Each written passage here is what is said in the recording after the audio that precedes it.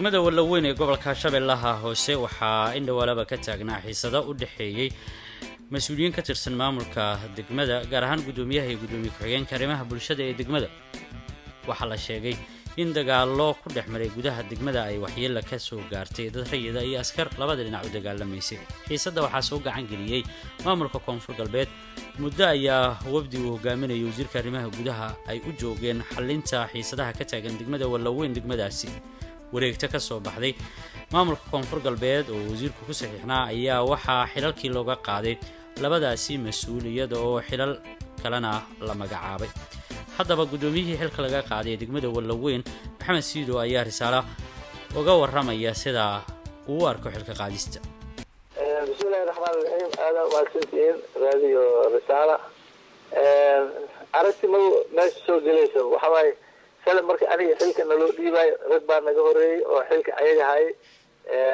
waa laga qaaday kadib anaga naloo magacaabay hadii maanta anaga nalaga qaaday rag kale loo magacaabana waa soo dhaweynayna systemka dawladda iyo nidaamka dawladda ayaa sidaas ah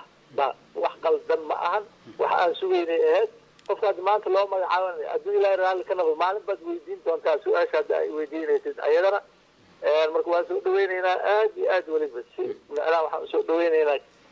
oo gacmo furan oo soo dhaweynaa si kal ilaa baan soo dhaweynayna wax annaga aan ka qabno oo ilaahay abuuro ma jirto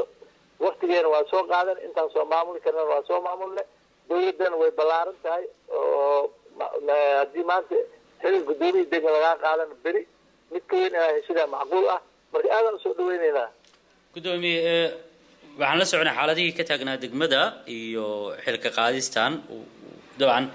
haddii aan isu xiriiriyo maxaa gudoomiyihii inuu soo dhaweeyay xilka qaadistan uu ku bedeshay waa su-aal fiican ayada laftirkeeda xilka qaadistan wax soo dedejiyey waxay ahayd markii lasoo magacaabay gudoomiye ku-xigeenka arrimaha bulshada oo hadda asagana xilka laga qaaday magaalada wuxuu la yimid maamul diidmo ah soo baro maalin xataa nalama shaqaynin saacadna lama shaqaynin si looga ogyahay 6 bilood uu nala joogay waa 6 bilood oo magaalada maamulkeeda uu isaystay ahayd marka wax ayaga ay rabeen oo ay raadinayeen waxay ahayd in waxa hadda dhacay inay dhacaan ay raadinayeen waa ogyihiin madaxda Koonfur Galbeed waa u sheegnay laakiin inkastoo maanta isku midna laga dhigay haddana kama xumin waa soo dhaweynaynaa marka dadkii buuqaas iyo hawshaas waday ayaa hadda laftirkooda isla caawa haddana qaylinaya oo leh ma ku qanacsanin haddana isbedelkan koleysaba anaga xaggeena waa soo dhaweynaynaa wax dhibaatada keenaan saasay ahayd marka in dhammaanteen wixii markaas dibku waday iyo dadkii lagu wadayba haddii xilka nalaga wada qaaday anaga waa soo dhaweynaynaa wax anaga aan ka qabnana male go-aanka madaxweynaha ka soo baxay wasaaradda arrimaha gudaha ka soo baxday waa soo dhaweynaynaa intaba arrintii Walaweyn ka taagneed iyadu maxaa lagu dhameeyay arrinta awalba macnaha wax ka taagnaa ujeedo kale ma jirin wax ka taagnaa waxay ahayd in maamulkan oo aniga gudoomiyaha aan ka ahaa macnaha la dhibaateeyo buuq lagu wado oo maalin walba lala dagaalo sida la wada ogyahay bishii June waxaa degmada laga yimid gudoomiyaha gobolka Shabeellaha Hoose Qaadir CD iyo ku-xigeenadiisa amniga iyo ninka maaliyadda iyo xogayaha gobolka waa ogyihiin in markii magaalada ay yimaadeen in gudoomiyaha arrimaha bulshada uu la dagaalamo laftirkooda uu la dagaalay maamulka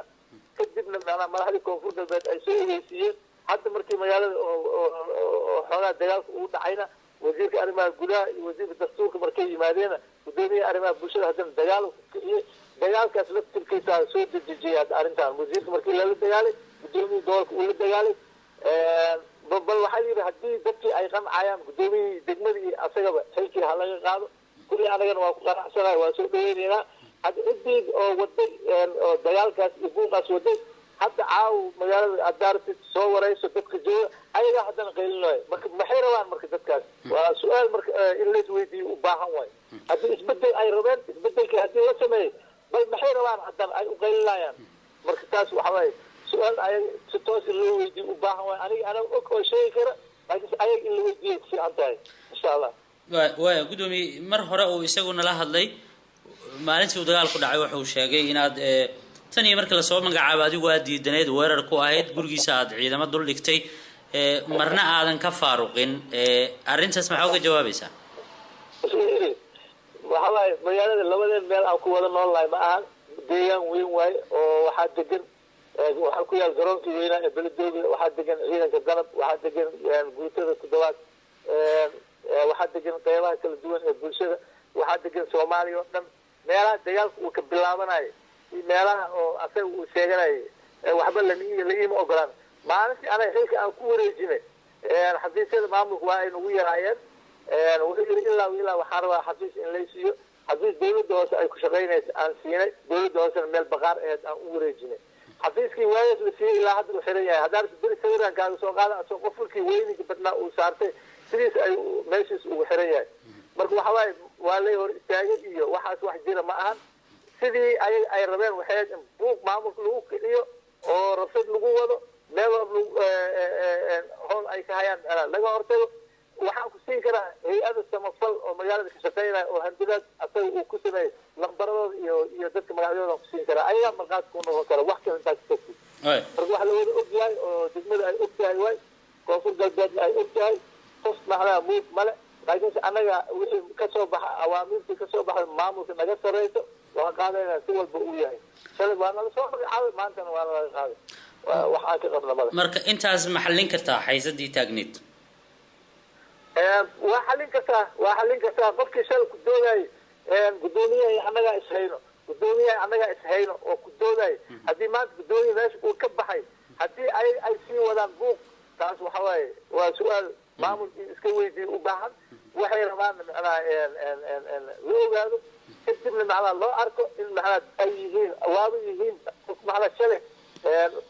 tusaalahaan haddaan kuu soo qabto gudoomiyaha arrimaha bulshada hadda aniga xilka igala qaaday ninkaas lagu soo celiya gudoomiyaha ahaa waxaan geeyey ayagaa geeyey waa la wada og yahay hadda waa lay maqlaaya maamulka koonfur galbeed il maqlooy wasiirka arrimaha gudaha maxaa uu kala cabdiya i maqlooy haddii aniga aan been sheegay ayagaa beenin kara ayagaa u geeyey ninkaan yaxya qaasima hadda lasoo magacaabay 3 bilood markuu shaqeeyana dacwaday ka keeneen dacwad sababta looga keena waxay wax ninkaan uu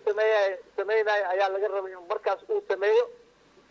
ninkii waa sameyn waayey marka waxaa layidhi ninkaan ujeedada annaga aan leenahay ma ku shaqaynaayo hala bedelo sidii 3 bilood kadib bishii abraar xilka looga qaaday isagaa la keenay wixii laga rabay uu bilaabay soo bariyey gudoomiyii gobolkuu la dagaalay waa imaqlo abdiqaadir cd haddaan been ka sheegay wasiirka arrimaha gudaha markuu yimid maxaa uu kar cabdi haddaan been ka sheegay isagaa markhaati ah inuu la dagaalo oo xafiiskii markaas la fadhiyo uu dagaal uu soo istaagay